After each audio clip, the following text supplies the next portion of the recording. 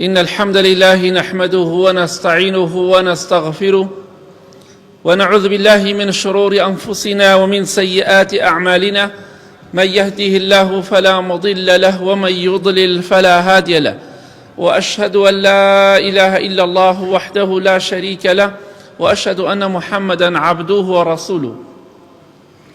أما بعد، فإن خير الكلام كلام الله، وخير الهدي هدي محمد صلى الله عليه وآله وسلم، وشر الأمور محدثاتها، وكل محدثة بدعة، وكل بدعة ضلالة، وكل ضلالة في النار. خۆشەویستان، ئێمە لە ژیانی دنیادا ڕۆژانە تووشی کێشە و نەخۆشی و دەرد و بەڵا دەبین. بۆیە پێویستەوە بزانین هەر بەڵایەک کە ڕوو لە ئێمە دەکات، هەر جۆرە بەڵایەک کە ڕوومان تێ دەکات، ئەبێ ئەومان لەبیر نەچێت کە ئەو بەڵایە پێش ئێمە بەسەر پێغەمبەری خوا داهاتوە صلی الله عليه وسلم، بەسەر خۆشەویستانی خوا داهاتوە، سەلامی خوای پەروەردگاریان لەسەر بێت. ئەگەر کەسێک لە ئێوە دایکی مردووە یا باوکی یا هەردووکیان، با ئەوەی لەبیر بێ پێش تۆ خۆشەویستی خوا صلی الله عليه وسلم دایک و باوکی لەدەستداوە، کەواتە ئەو بەڵایە تووشی تۆ بووە وا نەزانی خوا ڕقی لە تۆیە، چونکە پێش تۆ خۆشەویستەکەی خوا صلی الله عليه وسلم تووشی بووە. کاتێکە لە سکی دایکیدایە هێشتا لە دایک نەبووە، باوکی وەفات دەکات. خۆشەویستی خوا صلی الله عليه وسلم بە هەتیوی لە دایک بوو، واتە کاتێکە لە دایک بوو باوکێک نەبوو ماچی بکە و نازی بکێشێ. و کاتێ تەمەنی دەکاتە 6 ساڵ مناڵە، 6 ساڵ مناڵە، دەڕوات لەگەڵ دایکە بۆ ماڵ خاڵۆکانی بۆ شاری مەدینە، لە مەکە و بۆ مەدینە لەگەڵ دایکە دەڕوات، بەڵام لەوێش قەدەری خوا دایکیشی وەفات دەکات. خۆشەویستی خوا صلی الله عليه وسلم لە تەمەنی 6 ساڵیە بێ دایک و بێ باوک، دایک و باوکێک نییە بیگرنە باوەش و نازی بکێشن. ڕاستەکەی مامەی گرتێ خۆی، باپیری گرتێ خۆی، بەڵام هیچ کەسێک جێگای دایک و باوک ناگرێت. زەحمەت. کەواتە ئەگەر دایک و باوکت وەفاتیان کردووە، ڕەحمەتی خوایان لێبێ، بزانە پێش تۆ پێغەمبەری خوا صلی الله عليه وسلم ئەو بەڵایی تۆ، ئەو ناڕەحەتی تۆی بەسەر هاتووە چێشتوویەتی. تۆ گەورە بوویتە باوکت مردووە و دایکت مردووە، بەڵام وەرە مناڵێک 6 ساڵ بێ نە دایکی هەبێ نە باوک، لەم سەر و لەگەڵ دایکیا ڕۆشت بە باوشی دایکی و لەگەڵ دایکیا، بەڵام لەو سەرەوە ببێ دایک گەڕایەوە. سەلامی خوای پەروەردگاری لەسەر بێ. کەواتە بزانە ژیان ئەوەیە کە هەر بەڵایەکە تووشە بێ بزانە سپاسی خوا بکە لەسەری. براو خوشکی بەڕێزم، هەر بەڵایەکە تووش بوو ئەوە لەبیر نەچێ. کاتێک کە تۆ تووشی بەڵایەک و ناخۆشی و نەخۆشی و ناڕەحەتیەک دەبی، بزانە پێش تۆ پێغەمبەری خوا صلی الله عليه وسلم تووشی بووە. ئەگەر مناڵەکەت مرد، مناڵت لەدەست داوە، کوردوەتەنی جەرگت سوتاوە، کوڕت مردووە، کچت مردووە، ئەوە بزانە پێغەمبەری خوا صلی الله عليه وسلم پێش تۆ هەمان حاڵەتی بەسەرا هاتووە. کوڕەکانی هەمووی لەدەستدا، مەرگی هەموویانی بینی، مەرگی کچەکانی خۆی بینی جگە لە فاتیمە. واتە هەموو مناڵەکانی لە پێش خۆی وەفاتیان کرد، تەنها یەک کچێکی مایەوە کە پێغەمبەری خوا صلی الله عليه وسلم زیندوو بوو، پێش وەفاتی تەنها یەک مناڵی مابوو، هەمووی وەفاتیان کرد. ئەمە بەڵاو مصیبەتێکی ناڕەحەتی و ناخۆشیە، بەڵام خوای گەورە خۆشەویستانی خۆی تووشی دەرد و بەڵاو ناخۆشی دەکات، بۆی لە هەموو تاوانێ پاکیان کاتەوە، بۆی بیان خاتە بەهەشتەوە. بەڵێ خۆشەویستی خوا صلی الله عليه وسلم تەنها یەک کچێکی ماوە کە ناوی فاتیمەی ڕەزا و ڕەحمەتی خوای لێبێ. لەو لاشەوە لە ئاسمانەوە وەحی بۆ دابەزی، بە جوبرەئیلدا سەلامی خوای پەروەردگاری لەسەر بێ، وتیان ئەی محەممەد صلی الله عليه وسلم یەکەم کەسێکە لە خانەوادەکەی تۆ وەفاتەکە کچەکەی تۆیە. هەر لە ژیانە پیانوت دوای تۆ کچەکەشت دەمرێت. ئەمە مصیبەتە. بۆیە پێغەمبەری خوا صلی الله عليه وسلم حدیثەکەی صحیح مسلمدا فەرمووی وئینەکی ئەوەل ئەهلی لحوقا بی ئەی فاتیمە، با پێت بڵێم تۆ یەکەم کەسێکی کە لە خانەوادەکەم لە عائیلەکەم لە خێزانەکەم لە دوای مردنم بە من دەگەی. ڕزای خوای پەروەردگاری لێبێ فاتیمە 6 مانگ دوای پێغەمبەری خوا صلی الله عليه وسلم دوای وفاتی باوکی صلی الله عليه وسلم ئەوش وفاتی کرد. کەواتە ئەگە تووشی ناڕەحەتی بووی باوکی بەڕێز دایکی بەڕێز مناڵت مرد سپاسی خوا بکە، چونکە پێش تۆ پێغەمبەری خوا صلی الله عليه وسلم ئەو حاڵەتەی بەسەرا هاتووە هێشتا زیندووە پێی دەڵێن مناڵەکەش لە دوای خۆت دەمرێت، ئەویشت بۆ نامێنێ. تەواو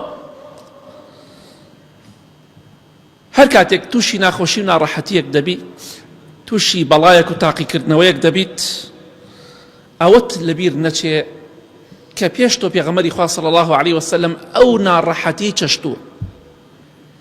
ئەگەر خزمەکەت کەسە نزیکەکەت ئازاری دای عەزێتی دای سوکایەتی پێکردی، ئەوەت لەبیر نەچێ پێش تۆ هەموو پێغەمبەران سەلامی خوایان لەسەر بێ و خۆشەویستی خوایش صلی الله عليه وسلم بە تایبەتی لەلایەنی خزمەکانی خۆیەوە ئازار زۆر درا.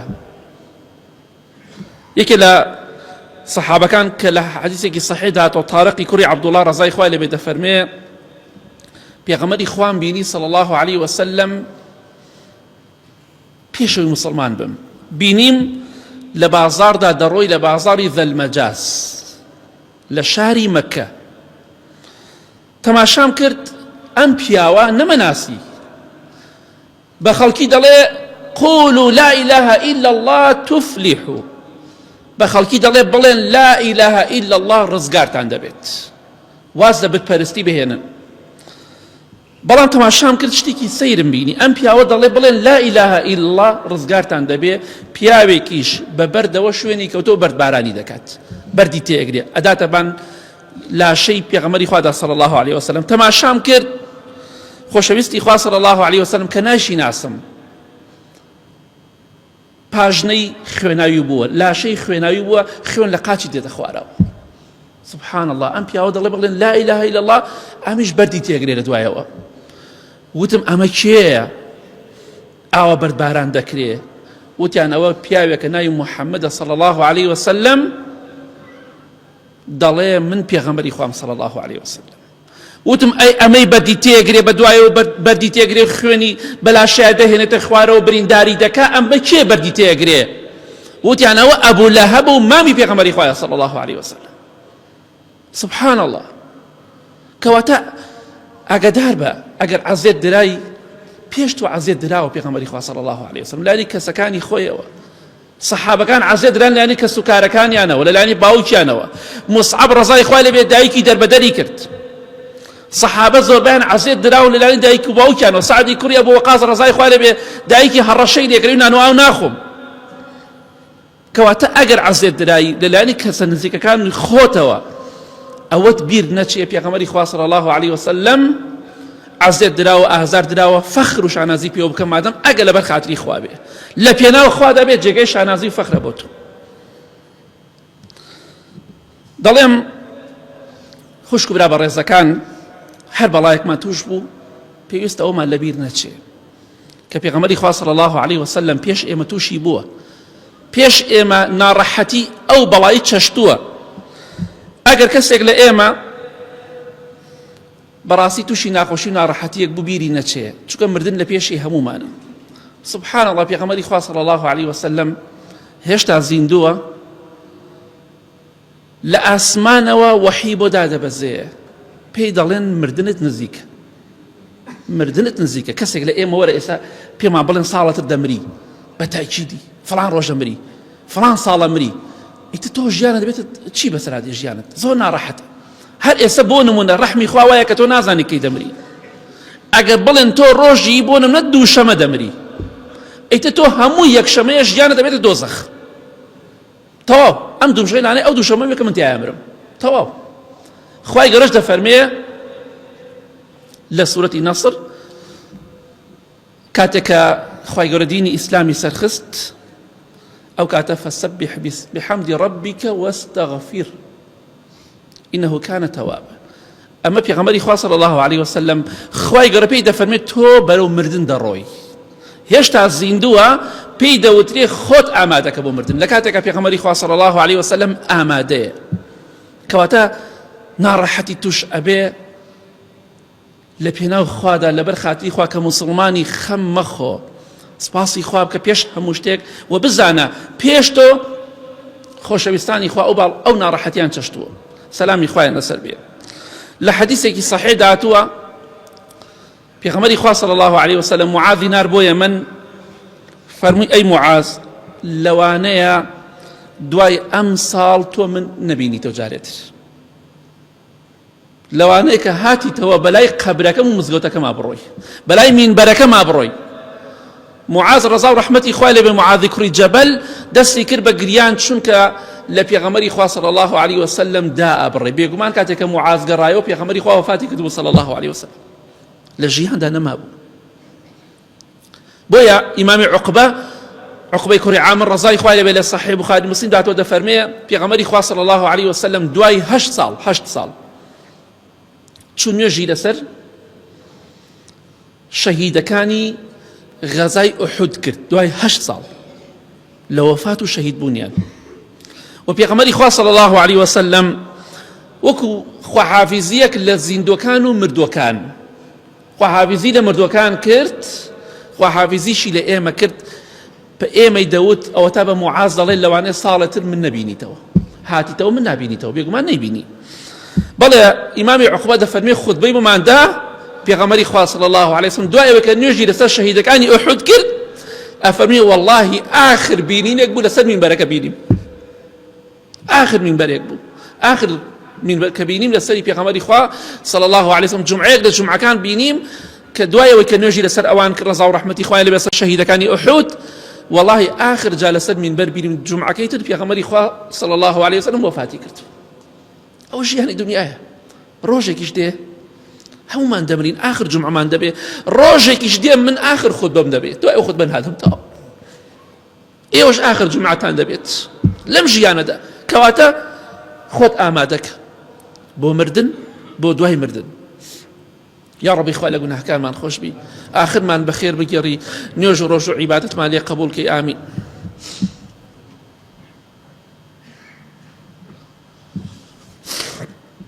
الحمد لله والصلاة والسلام على رسول الله وعلى آله وصحبه ومن والاه هەر بەڵاو مصیبەت و ناڕەحەتی و ناخۆشیەک بەسەرتا هات ئەوەت لەبیر نەچێ کە پێش تۆ پێغەمبەری خوا صلی الله عليه وسلم هەمان بەڵای بەسەردا هاتووە بە زیادیشەوە ئەگەر کەسێکی خۆشەویستت لە دەستدا ئازیزێکت لە دەستدا کەسێکە لە دڵەوە خۆشت دەوێ ئەگەر لە دەستتدا ئەوەت لەبیر نەچێ سپاسی خوا بکە پێش تۆ پێغەمبەری خوا صلی الله عليه وسلم هەمان شتی بەسەر هاتووە دایک و باوکی ئازیز بوون لە دەستیدا ئەبوو طالیب ڕاستەکی کافر بوو بە بێدینی مرد بەڵام زۆر دیفاعی لە پێغەمبەری خوا دەکرد صلی الله عليه وسلم قەڵایەکی بە قووت و بەهێز بوو بۆ پێغەمبەری خوا صلی الله عليه وسلم ئەویشی لە دەستدا باپیرەشی کە خزمەتی زۆری دەکرد و نازی زۆر دەکێشا ئەویشی لە دەستدا لە ژیاندا مناڵەکانی کە باسمان کرد هەمووی لە دەستدا جگە لە فاتیمە و پێشی وترا فاتمە دوای خۆشە زوو دەمرێت خەدیجە کە لە هەموو خێزانەکانی زیاتری خۆش دەویست لە دەستیدا پێغەمبەری خوا صلی الله عليه وسلم ئیمامی حەمزەی لە دەستدا کە مامی پێغەمبەری خوا بوو صلی الله عليه وسلم کەواتە بزانە ناخۆشی و ناڕەحەتی تووشت دەبێت و خێزانەکانی پێغەمبەری خوا صلی الله عليه وسلم بەڕێزترین و جوانترین و خۆشەویستترین پیاویان لەدەستدا کە پێغەمبەری خوایە صلی الله عليه وسلم کە لە هەموو کەسی ئازیزتر بوو بەلایەنەوە ڕەزا و ڕەحمەتی خوایان لێبێ کەواتە ئەگەر ناڕەحەتی و ناخۆشیەکە توش بوو کەسێکی ئازیز لە دەستدا دڵخۆش بە بەوەی کە تۆ خوای گەورە خۆشتی دەوی تاقیت دەکاتەوە سپاسی خوا بکە ناشکوری مەکە چونکە ڕۆژێک دێت لە ئازیزەکانت جیا دەبیتەوە یا ئەوان لە تۆ جیا دەبنەوە ئەوە شتێکە سونەتی ژیانە هەمومان لە ڕێگە ئەو شتە لە پێشمانە کەواتە کەسێک لە دەستدا ناشکوری مەکە چونکە پێش تۆ پێغەمبەری خوا بەسەریاتەوە صلی الله عليه وسلم ناشکوریشی نەکرد کاتێک کە ئیبراهیمی کوڕی کە مناڵێکە لە باوەشیا وەفات دەکات پێغەمبەری خوا دەفەرمێ صلی الله عليه وسلم چاوەکانمان فرمێسکی پیا دێتە خوارەوە دڵمان تەنگە بەڵام شتێکیش ناڵێن کە خوا پێی ناخۆش بێ ئەی ئیبراهیم بۆ جیابوونەوەی تۆ لە ئێمە و ڕۆشتنی تۆ ئێمە دڵمان تەنگە خەمبارین بەڵام شتێکیش ناکەین خوا پێی ناخۆش بێ کەواتە ئەوە بزانە ئەوەت لەبیر نەچێ هەر تەنها تۆ نیت یەکەم کەس نیت و آخر کەسیش نی کە خۆشەویستان و ئازیزان لە دەست ئەدەی لەوانەیە کەسێک لە هەموو کەسێک خۆشتر بێ خوا لە دەستی لە تۆی بسێنێتەوە سپاسی خوا بکە. خوشکی بەڕێزم، ئەگە تووشی بەڵاو ناخۆشی و ناڕەحەتیەک بووی ئەوەت لەبیر نەچێ پێش تۆ کەسانێکی زۆر لە ئافرەتە ئیماندارەکان تووشی ئەو ناخۆشی و ناڕەحەتیە بوون. ئەگەر تەلاق درای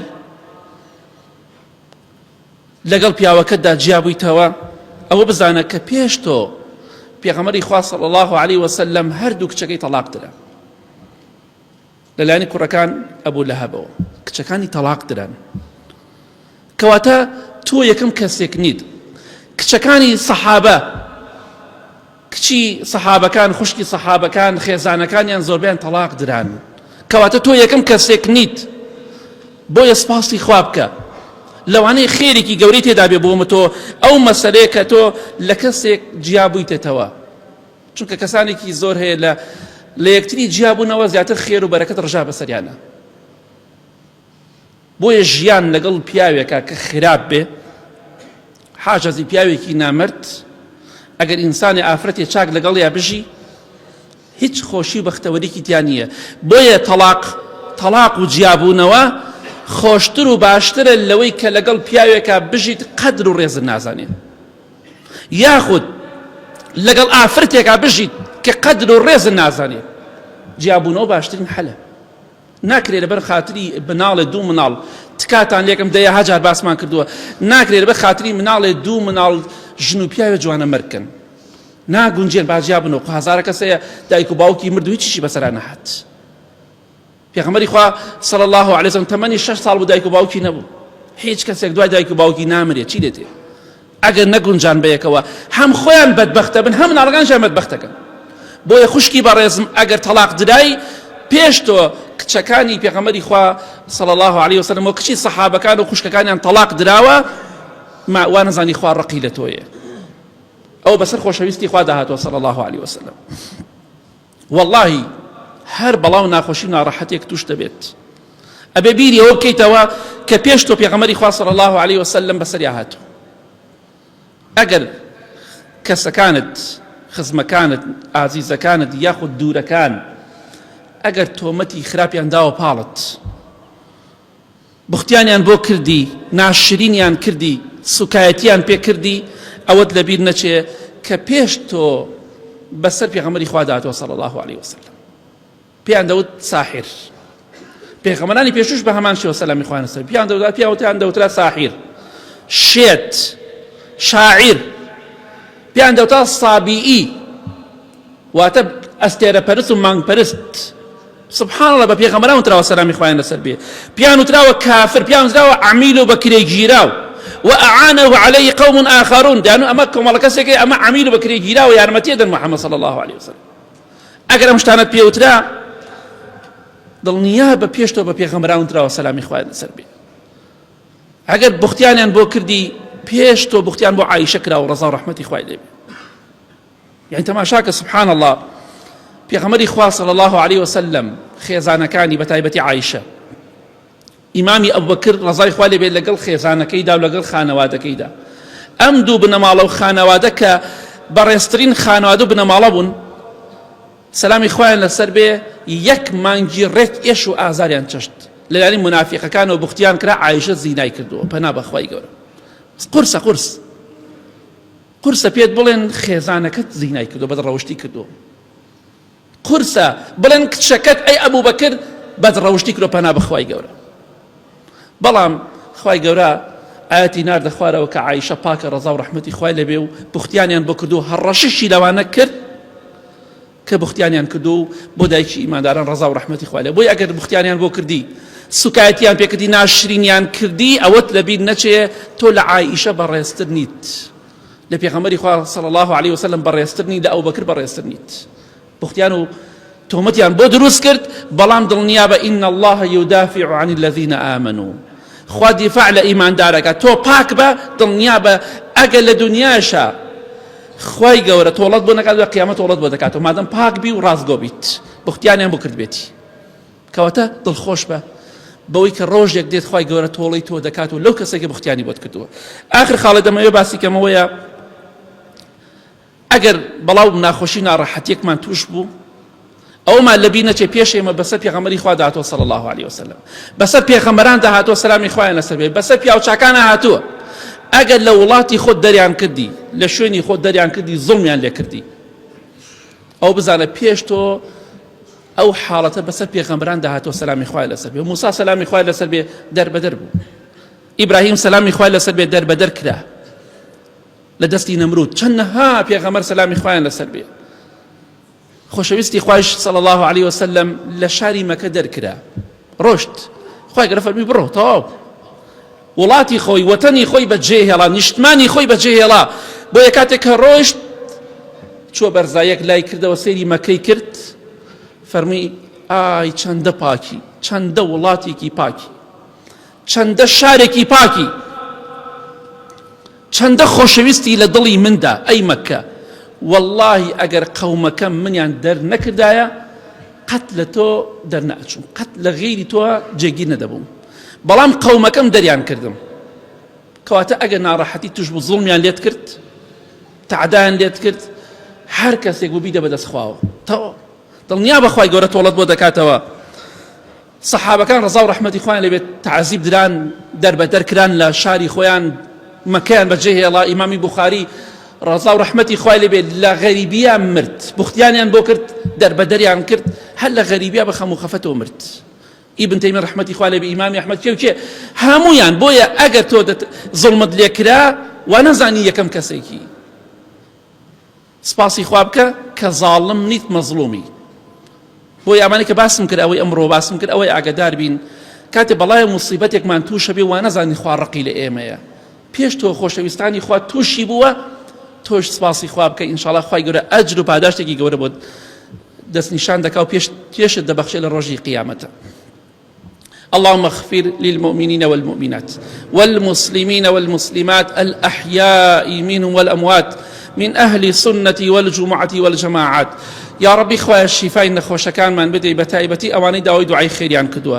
يا ربي خوايا براكان من لغزة سركوتوك يا رب العالمين. خوايا جان وقت بيغمري خوا صلى الله عليه وسلم دعاء دا كده يفرمو خوايا جان جولك كان مالكان يان سكيان قبريان بركي لآقر. يا ربي خوايا قبر ومالوس هموشتكي جولك كان بركي لآقر يا رب العالمين. خوايا جان دنيا مكي بآقر بيش قيامت. خوايا جان او آقري كوتوتو زياتر بشتيان بشكيني ولوتيان بشكيني. يا ربي خوايا تولي اوهم مسلمان لو كبنا حق كشتيان يعني شهيد يعني كدن. يا ربي خوايا غضبي خود برجينا بسر او جولكانك لقرآن بغير المغضوب عليهم انا بدوك خواي قول خوي غضبي لي انقرتوا. يا ربي خوايا غضبي خود برجينا بسر انا ضلي مسلمانان خوشك يا رب العالمين. بويك ايما زليلي اوان بتشايو خمان ببينين اولات الزلهيه زانشك اول عزيتي مسلمانان دن. يا ربي خوايا زليليان بكي زياتر خوايا مسلمانان سركوتوكي خوايا اخر من بخير بيجي نيوج رجوع عبادت ما لي قبول كي خوايا روجي كاتب مامرين خود ما راضي بي. آمين آمين آمين. وصلى الله على محمد وآله وصحبه أجمعين.